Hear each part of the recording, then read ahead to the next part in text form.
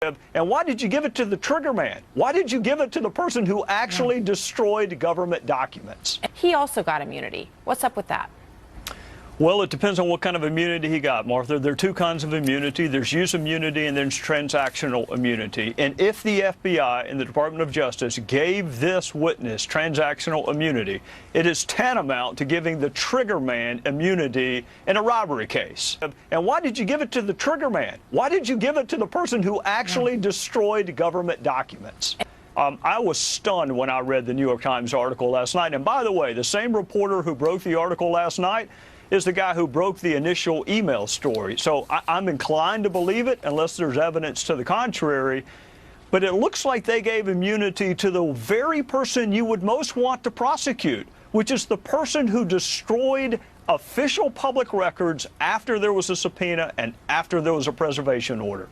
Yeah, so I mean, this is the Platte River Network's individual who claims that who told the FBI in February when they spoke to him that he didn't recall deleting anything.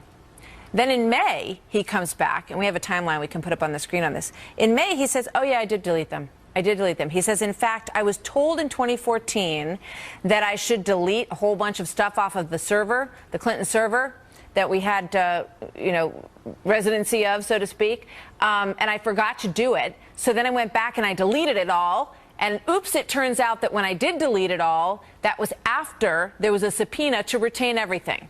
Is that your understanding? Yeah, the devil's in the chronology. You're exactly right.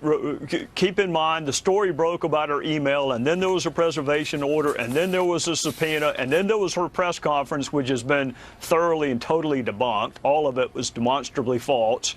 And then there's a conference call between David Kendall, Cheryl Mills, and Platte River. And then emails that have been in existence for 5 years, emails that he's known about at least since December of 2014. He decides to delete sui sponte, just all on his own. And that defies logic why some techie in Colorado would, despite a subpoena, despite a preservation order, but after a conference call with David Kendall and Cheryl Mills, decide on his own that he is going to destroy public records. And then you grant this person immunity, which means perhaps that he cannot be prosecuted. The Comey's already said he's not going to prosecute anybody. We need to ask the FBI, what kind of immunity did you give? And why did you give it to the trigger man? Why did you give it to the person who actually destroyed